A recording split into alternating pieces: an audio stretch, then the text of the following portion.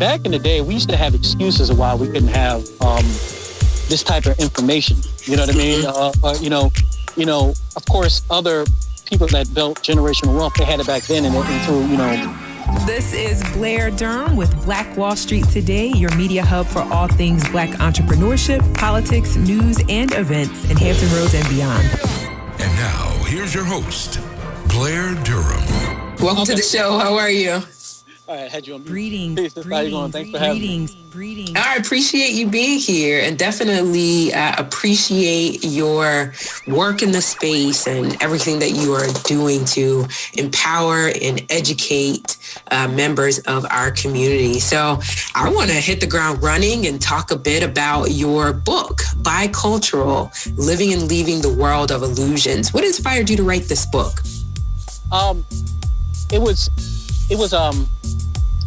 I had to tell my story because it's come to find out, even though I thought it was unique, other people have seen that as well, So after a certain point when I just really got, comfortable with my skin and enough knowledge and information that, that I articulate myself, properly, I decided to just write it and share it, and I tell a lot of people all the time, this is a self-help book. It's like for me, I put it out like a self-help and a self-healing, self-elevation type guide, just a small guide. Yeah. Well, let's hear a little bit of that story. I mean, I'm reading here, you are talking about battling racism, battling self-hate, self-esteem issues. And no doubt, these are paramount to the Black experience. What has been your experience? Well, I grew up right outside of Richmond, Virginia, and Midlothian, Virginia. And when, the population at the time where I grew up is, mainly, Caucasian. And, the experience that I had was very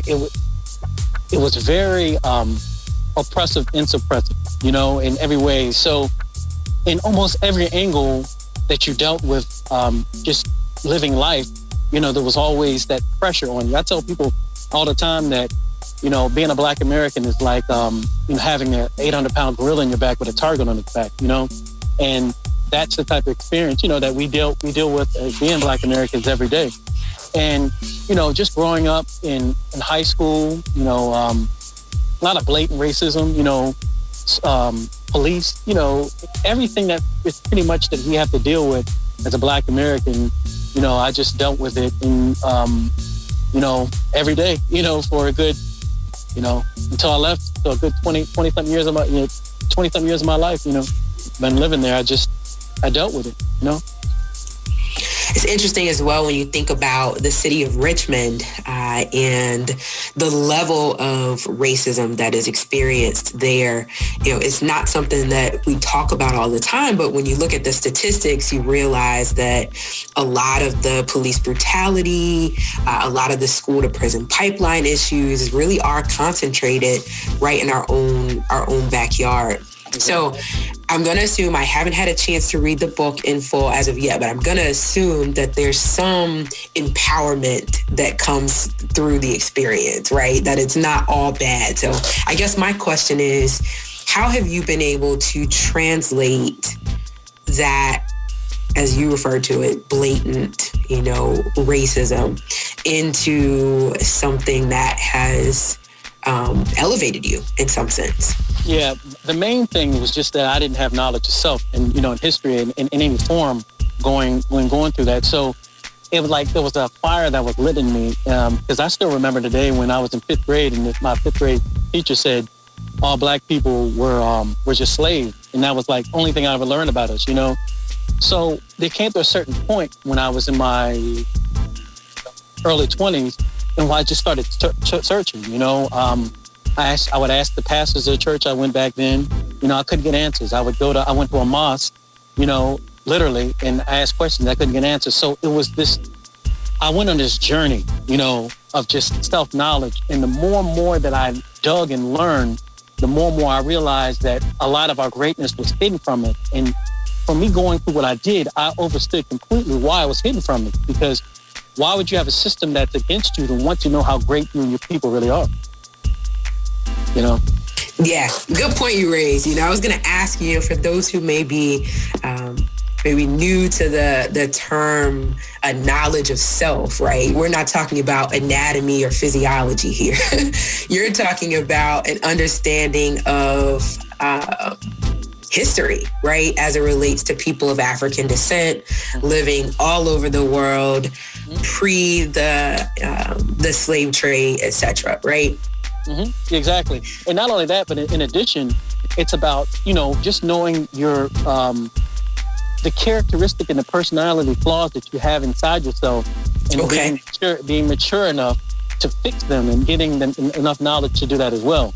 You know what I mean? If you're, let's say, for example, if you're somebody that's dishonest, you have to be honest with yourself to realize you're dishonest. That's knowing yourself, If you're addicted to something, even drugs, alcohol, or just sex, or whatever the case may be, realize it's detrimental, you know what I mean? And then fixing it, being honest with yourself, say, I can't do this. The more and more you real with yourself and you start to, it's like, the analogy I like to use is kind of like having a rock, and you keep banging at that rock and chisel until you want to have a fine stone, Once you have that fine, round stone from chiseling that rock, and you get that fine stone, you're refining yourself. You know what I mean? So that's, in addition, that's, a part of knowledge yourself. Yeah, I think that part could be missing in a lot of conversation, right? You get more of the emphasis on the historical greatness and look at who we were, in ancient Kemet, etc. You don't get much of the focus on character refinement, which I think is important. If we're going to start to talk about unity, then we definitely need to talk about character refinement, right? So, yeah, I can appreciate that. Go on.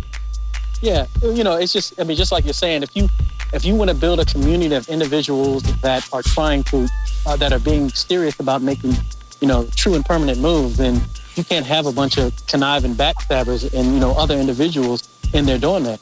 You have to set on a moral compass that pretty much everybody, in addition, can at least agree upon, or even, they can not only agree upon, but everybody can see the morality in you, so it's okay for them to work with you to move forward, Yeah, it's really important.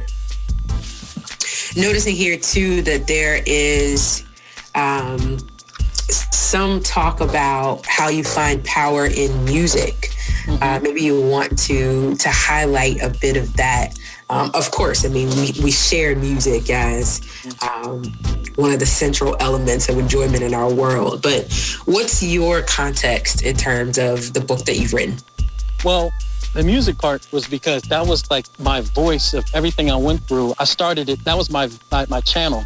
That was what I was able to use to let everything out. You know what I mean? And to express myself. So instead of, cutting myself or, abusing women, abusing drugs, it was music that was my outlet, Okay.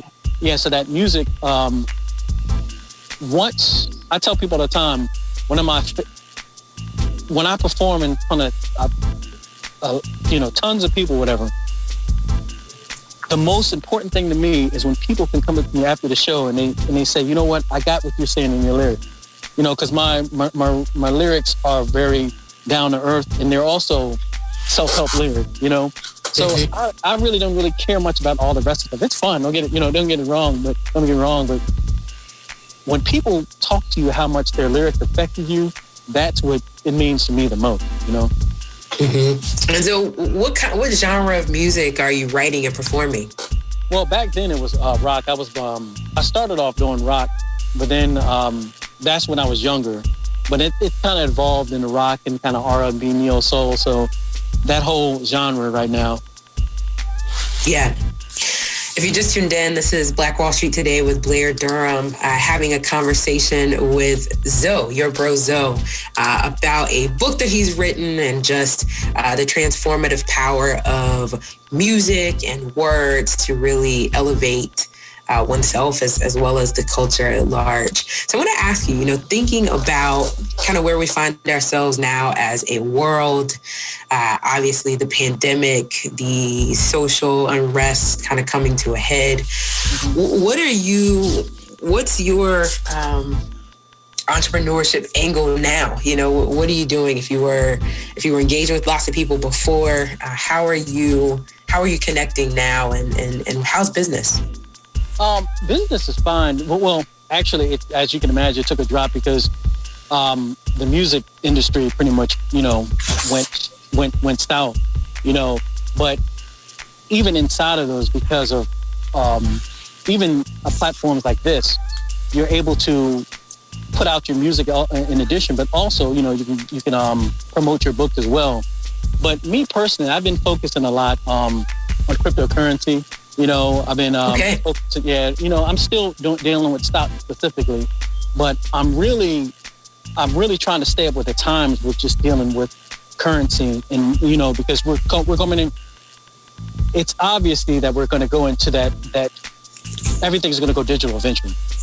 Sure. So you have to really be on top of all that, everything and all that information that comes along with the cryptocurrency and everything else that it's going along. Because now you have to, when they say it's like a restart and a reset, it's financially speaking, in addition to a lot of other things, that you have to take the next step with that as well, or you will be left behind. So it's very important for people to get this new terminology correct, get the new information of dealing with these new type of currencies, because eventually, everything's going to flip over to it.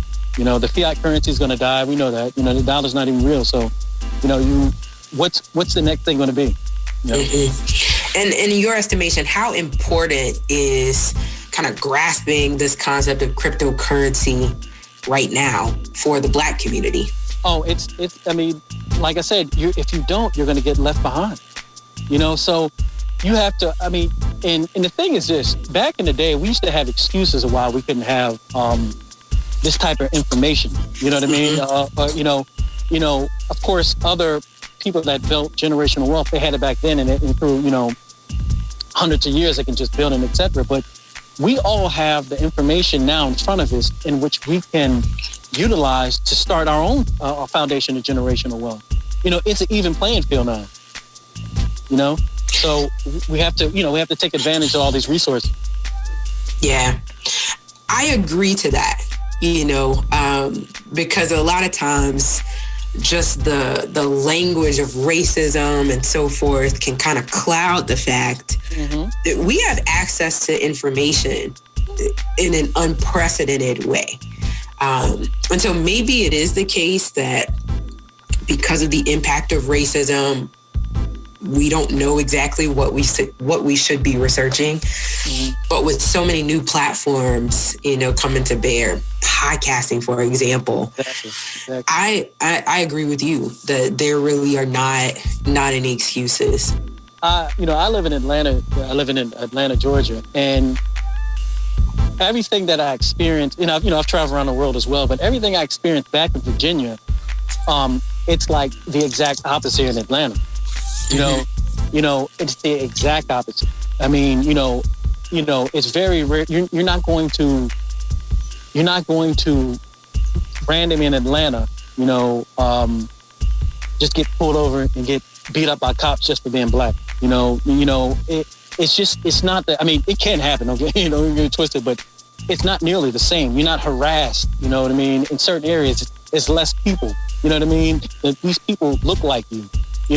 And unless they just having a bad day, most people don't mess with. It's just different. So it being different, you can't use the past as a crutch in dealing with the future. Because that old reality has absolutely nothing to do with the present. Yeah. I made a number of trips to Atlanta. I have a number of friends who've relocated from, Virginia, that is home to us, to the Atlanta region.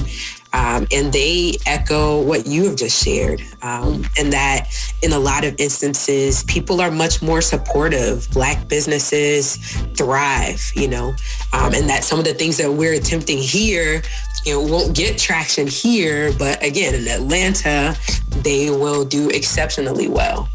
So I do think it's interesting. What do you think has contributed to that kind of condition in Atlanta? That kind of progression, that kind of... Well, it's the concentration of progressive black people, melanated people, and the time frame that progression started. You know what I mean? Yeah. And because you've had, you're going back to and see, here's another thing. A lot of people don't understand. I just learned this recently, that there was a race riot that happened. I think it was either 1910 or 1920 in Atlanta. And what happened was, it was very similar to what happened on Black Wall Street. But after the race riot happened, Atlanta split. Like the North was where the whites was, and the South is where the affluent black was. So even before like the 60s, people in Atlanta here were still doing their thing, you know? So in addition, those people just kept on carrying the torch. And that's why in Atlanta, like a perfect example where I'm from, in Midlothian, there's small communities in which are like probably 95% all white. And then, houses over there probably $300,000 and up, but there's only about, I can name now probably maybe 10 communities in that area. But in Atlanta, you can, there's hundreds. It literally feel like there's hundreds, communities just like that, and in the outskirts as well. So, these people have been building generational wealth for a minute, you can see it. When you ride the MARTA train in Atlanta, because I used to work for AT&T for a while. So when I used to sit in there, you just can't sit down and look around at all the black people and they'd be like, oh no, you can tell he's a janitor, and you could tell, what I mean, he's a taxi driver. No, these people are professional, and young, and they're young and old, going all the way through. So they've been sustaining this progressiveness for a while. Yeah, I was just thinking, I know people that, were from the Hampton Roads, Virginia area, relocated to Atlanta, tried to come back to Virginia because this is where family was, and then just had to get back down to Atlanta as quickly as possible for a lot of the reasons that you're mentioning. We've only got about a minute remaining. What kind of promotion of your book or your website? Is there anything that you would want to share to have our audience connect with you? Yeah, I pretty much consolidated everything to my website. It's yourbrozo.com, yourbrozo.com. My book's there, my music there, my podcast there. Everything's there. Awesome. Yourbrozo.com. Just like it sounds, yourbrozo.com. This has certainly been a pleasant conversation. Always enjoy connecting with positive energy. Excited to see you out there in the mountains, enjoying a beautiful day. I'm a little bit jealous. Awesome. Yeah, look forward to having you back on the show too, particularly as things kind of continue to develop with cryptocurrency. Maybe we can kind of go there in a bit more detail next time. I will be right here. You know where to get me. Awesome. I appreciate you again. I appreciate you as well. Talk soon. This show is brought to you by Positive Vibes Incorporated, our consulting services. We do credit fixes, tax resolution, we lend private money to real estate investors, and we do debt consolidations. Basically, we put money in your pocket when you need money. We put money in your pocket when you need money. 757-932-0177. Phenomenal. Stay with us online at Black Wall Street Today on Facebook and Black Wall Street Today on Instagram, and then follow us on Twitter as well at BWS Today. We look forward to talking again next week. Have a wonderful week. I have said, and I will continue to say, that the most important priority for the Black community is the Black community, not a particular political party. Phenomenal. Hey, yo, when I say black, you say Wall Street. Black Wall Street. When I say black, you say Wall Street. Black. When I say black, you say Wall Street. Black. When I say black, you say Wall Street. Black. Black Wall Street. Black Wall Street.